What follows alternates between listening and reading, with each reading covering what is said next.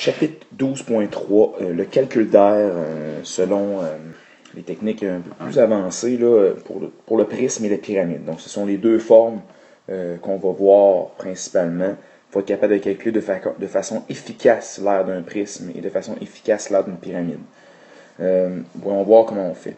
Ici, lorsqu'on a certaines pyramides ou certains prismes, comme on voit dans l'image de gauche ici, il y a différentes façons de calculer l'aire d'une figure en 3 dimensions solide. On peut tout simplement prendre la figure puis la décortiquer. Ici, on voit qu'il y a 2 octogones. Ici, on voit qu'il y a 10 rectangles. D'accord? Excusez-moi.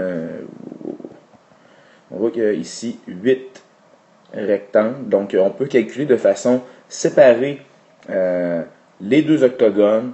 On peut calculer l'aire d'un rectangle puis faire x8. On voit qu'il y a comme une grosse démarche exhaustive qu'on peut faire autour de tout ça. Même chose pour les pyramides. Donc, l'aire d'un triangle x4 ici, par exemple. L'aire d'un triangle x10 pour celle-là ici, plus l'aire des bases, respectivement. Donc, ça fait des calculs qui arrivent à la bonne réponse, mais qui sont des fois très lourds en démarche. Ça manque beaucoup d'écriture, puis c'est difficile de se retrouver.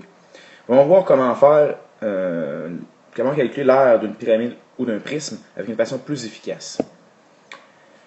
Ici, on a un prisme à base trapézoïdale. Donc, un prisme dont la base est un trapèze. On voit très bien ici le trapèze en bas là et l'autre trapèze en haut. Donc, dans un prisme, on a toujours 2 bases. Donc, on a une base ici, une base là. Et on a des côtés qui sont des côtés latéraux, comme ça ici. 4 dans ce cas-ci, vu que la base a 4 côtés, ça engendre 4 côtés latéraux.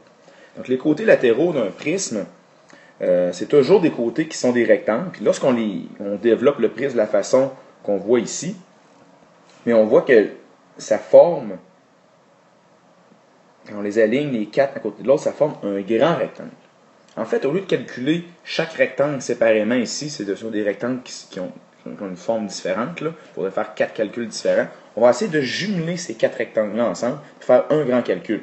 Donc, l'aire de tout ça ici, justement, ça va être base fois hauteur. La base étant le segment ici comme ça.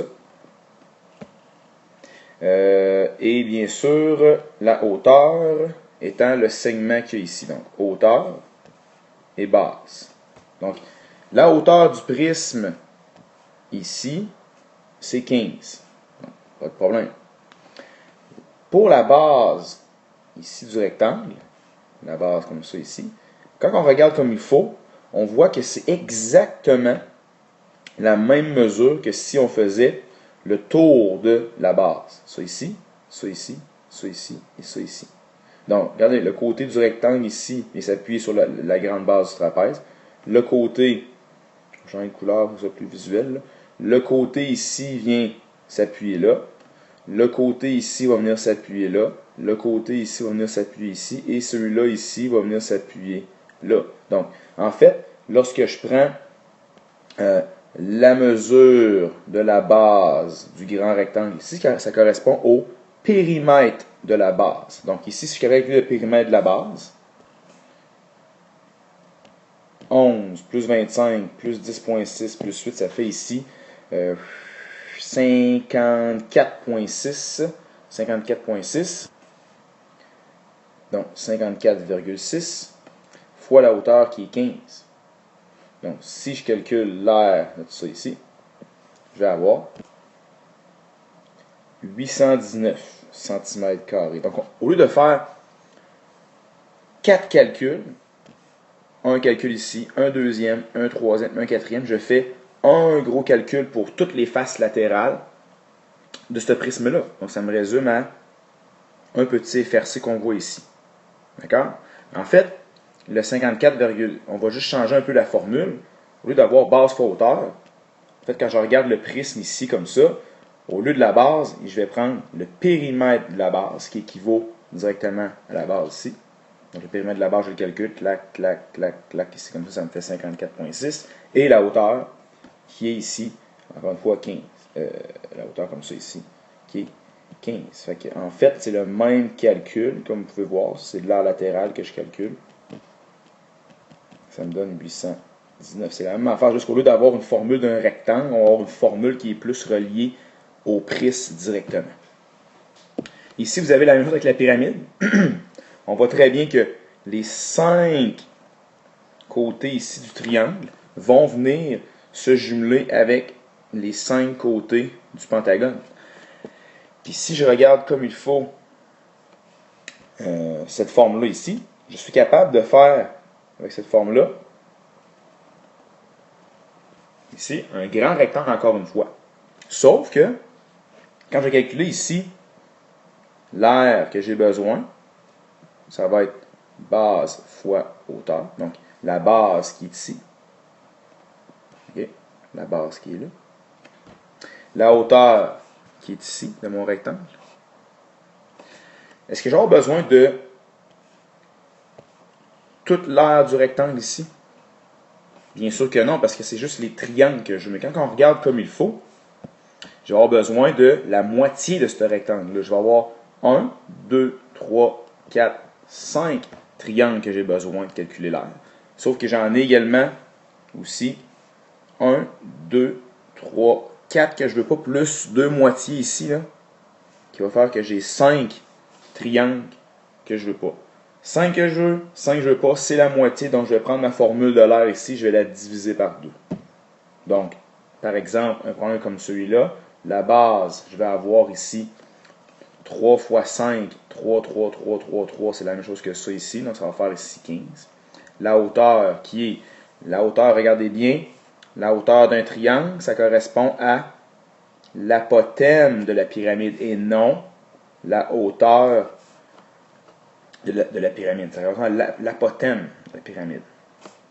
Donc je viens ici, je viens mettre mon 5.2, comme ça, je divise par 2, je calcule. Ça va donner ici l'aire de 39 décimètres carrés ici dans cet exemple-là. Vous voyez? Donc j'ai calculé seulement l'aire des triangles ici, mais au lieu de calculer un triangle puis faire fois le nombre de triangles, j'ai un raccourci. Donc le raccourci, c'est quoi? C'est directement, si je remarque un peu là, la formule qui résume l'aire latérale d'une pyramide, l'aire latérale d'une pyramide, en fait, le B ici que j'ai pris comme base, ça va être le périmètre de la base. Donc le périmètre de la base. Fois la hauteur d'un triangle. La hauteur d'un triangle, ça correspond à l'apothème. Donc périmètre de la base fois apothème de la pyramide. Et je divise le tout par 2. En fait, si je remets les chiffres dedans, périmètre, ça c'est 15 ici. 5.2 divisé par 2, ça me donne encore une fois 39 décimètres carrés. Donc, on a une façon de le voir lorsqu'il y a un développement, mais il faut reprendre toujours ça lorsque c'est une pyramide. On appelle ça de l'aire latérale, donc périmètre de la base fois apothème de la pyramide, divisé par 2. Donc, c'est un peu ce que l'image ici nous résume. Si on regarde le prisme à gauche, on va y aller, on va tenter la technique, un développement plus comme le numéro 2, parce qu'ici, il faut calculer séparément les rectangles. Ici, ils sont placés pour faire un grand rectangle. Donc, le rectangle ici, ça va être base fois hauteur. Ou on résume ça au prisme, ça va être c'est équivalent au périmètre de la base fois la hauteur du prisme. Donc, la formule qu'il faut retenir, c'est vraiment celle-là ici de l'aire latérale d'un prisme. Périmètre de la base fois la hauteur. Pour la pyramide, on voit très bien que le développement ici est plus difficile à voir. Donc, ce qu'on va faire, on va aller directement avec un développement avec les triangles comme ça. On va faire comme s'il y avait un grand rectangle. Donc, ceci, c'est la base du rectangle fois la hauteur. Donc, base fois hauteur. Sauf qu'on divise le tout par 2. À ce moment-là, si on regarde dans la pyramide, qu'est-ce qui équivaut au périmètre de la base? À la base, excusez-moi, c'est le périmètre de la base dans le problème. C'est ici. Qu'est-ce qui équivaut à la hauteur d'un triangle comme ça dans la pyramide? C'est l'apothème. Donc, périmètre de la base fois l'apothème. C'est la formule de l'aire latérale pour une pyramide. Donc, deux formules différentes. Celle-là ici pour le prisme et celle-là ici pour la pyramide. Donc, ça, c'est seulement pour l'aire latérale. Il va falloir y ajouter, bien sûr, l'aire des bases. Hein? L'aire des bases n'est pas comprise dans ce qu'on vient de calculer. C'est un peu ce qu'on va voir à la prochaine étape. Regardez bien. Un exemple vaut 1000 mots. Voici le prisme qu'on avait initialement. Si je ne développe pas le prisme, si je ne commence pas à répartir, exemple, forme par forme, puis faire plein de petits calculs isolés, je vais me donner une technique de travail. Donc, il y a deux choses à calculer dans un prisme, l'aire des bases, puis l'aire latérale. Deux choses. Donc, ma formule générale va commencer comme ça ici. Regardez bien. Donc, l'aire d'un prisme, c'est 2 fois l'aire de la base plus l'aire latérale. Là, ce qui se passe, ça, c'est bon pour tous les prismes. Je regarde le prisme que j'ai un prisme à base trapézoïdale. Donc, je vais ajuster certaines petites choses dans la formule pour que ça soit associé au bon prisme et aux bonnes formes. Donc, regardez bien. La formule spécifique, elle est ici. Okay? Donc, l'aire du prisme, en fait, c'est 2 fois l'aire de la base. L'aire de la base, ici, vu que j'ai un trapèze, je vais aller mettre à l'intérieur la formule de l'aire d'un trapèze. Si ça avait été n'importe quelle autre forme, par exemple un carré, ou un triangle, ou un pentagone, j'aurais mis la formule appropriée. Aussi simple que ça. Et comme on a vu il n'y a pas longtemps, il y a à peu près 2-3 minutes, là, l'aire latérale, c'est le périmètre de la base du prisme qu'on est en train de traiter, fois sa hauteur. Donc on continue. On remplace les chiffres. Donc on va commencer par remplacer tout ce qui est dans la formule de l'aire de la base. On va commencer par remplacer ça. Donc ici, voyez-vous, l'aire grande base, c'est 25. La petite base, c'est 11. La hauteur, c'est 6. Je divise par 2. Le périmètre, je le calcule. On l'a fait tantôt, c'est 54. Et la hauteur, c'est 15. Donc, j'ai aucunement rien calculé là-dedans ici. J'ai juste remplacé tous les éléments pour la formule de l'aire de la base et tous les éléments pour la formule de l'aire latérale de mon prisme. Je calcule de façon isolée. Je commence par calculer, par exemple, l'aire de la base. Et ensuite, l'aire latérale. Ça va me donner des calculs qui vont ressembler, qui vont ressembler à ça ici. Donc, pour l'aire des deux bases, je vais avoir 216 cm². Pas oublier de faire x2. L'aire latérale, je vais avoir 819. Là, je vois exactement c'est quoi l'aire calculée pour l'aire de la base. Assurez-vous, en passant, de les séparer. C'est toujours pratique de visualiser ces 216 pour l'aire des deux bases et 819 pour l'aire latérale. Puis si tu as une erreur quelque part, tu peux voir j'ai fait une erreur dans l'aire latérale ou l'aire des bases. C'est plus facile à voir que directement marquer l'aire totale. Donc quand j'additionne, ça me donne ici 1035 cm². Voici le FRC pour calculer le prisme, l'aire d'un prisme, l'aire totale d'un prisme. Ça, c'est la démarche sur laquelle je m'attends. En fait, si je résume ça, c'est un gros FRC. Là. Il y a deux parties qui sont la formule, formule générale. Pour tous les prismes ici, je vais toujours avoir cette formule ici. Tout le temps, tout le temps, tout le temps. Après ça, je vais y aller de façon spécifique selon la base que j'ai. Je remplace les données. Je calcule les sous-réponses un peu et j'ai ma réponse finale que je peux calculer en additionnel. C'est un FFRCC. On appelle ça un FRC, mais c'est un gros FRC. Voici la démarche que je m'attends pour calculer l'aire d'un prisme. L'aire d'une pyramide à cette heure. C'est un peu le même principe. Donc, voyez-vous une pyramide ici, je l'ai pris le périmètre de tantôt. Donc, j'ai mis l'apothème de 5,2. Le côté de 3 décimètres, et j'ai inventé, là, il faudrait voir peut-être, c'est moi décimètre ici, là. Okay. J'ai inventé l'apothème de la base, donc qui est 2,5 décimètres. Donc ici, si on y va, la formule générale pour une pyramide, en fait, c'est ça ici.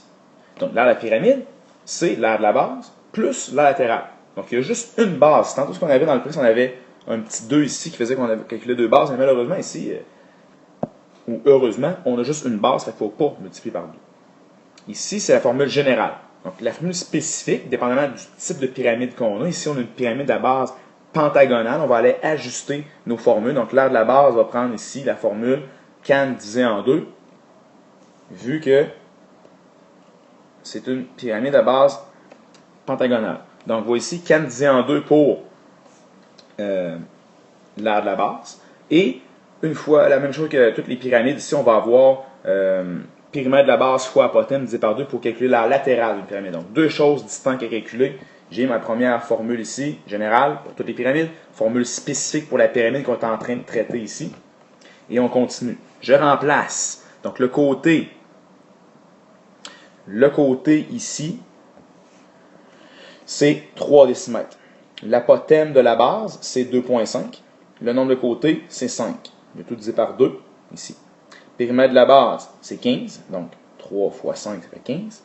L'apothème, bien sûr, de la pyramide, 5,2. Faites attention, hein, il y a deux apothèmes. Il y a l'apothème de la base de 2,5 ici qui va dans la formule de l'aire de la base. Et le 5,2 ici qui va dans qui est l'apothème de la pyramide. Donc, deux types d'apothèmes qu'on utilise dans dans le même calcul, il faut faire attention, bien les différencier ces deux-là. Je calcule de façon individuelle, ça donne 18,75 à gauche, 39 pour la latérale, j'additionne les deux ensemble ici, 57,75 décimètres carrés pour l'aire de ma pyramide. Un autre exemple complet pour l'aire d'une pyramide. Donc, toutes les pyramides vont se faire de cette façon-là. La seule affaire qui va changer, bien sûr, c'est peut-être la formule ici, dépendamment de la forme de la base de la pyramide. Voici un petit résumé pour l'aire d'un prisme, l'aire d'une pyramide. L'aire d'un prisme, c'est toujours 2 fois l'aire d'une base plus l'aire latérale. On va mettre toujours périmètre de la base fois hauteur dans la formule spécifique pour l'aire latérale. Mais c'est ici que ça va changer, dépendamment du type de prisme. Une pyramide à base carrée, on va avoir CL à 2. Pyramide à base prisme à base rectangulaire, on va avoir base fois hauteur. Prisme à base pentagonale, canne divisé en deux, etc., etc. Même chose pour la pyramide. On va toujours avoir, bien sûr, la latérale qui est périmètre de la base fois hypoténuse divisé par 2. Ce qui va changer, ça va vraiment être, comme dans le prisme, l'aire de la base ici. On va mettre n'importe quelle formule associée à la base de la pyramide. Donc, c'est un petit peu ça ici que vous avez comme résumé de matière. Les deux formules générales pour calculer l'aire d'un prisme et une pyramide. Il faut être capable de les apprendre par cœur et les appliquer. C'est d'un raccourci pour avoir des démarches structurées. Vous devez viser des démarches comme celle-ci et comme celle-là. Donc, c'était le calcul d'aire pour les prismes et les pyramides. Donc, apprenez ces formules-là, pratiquez-vous, ayez des démarches structurées dans un bloc comme je viens de vous montrer et le tout va être joué pour vous dans ce chapitre-là.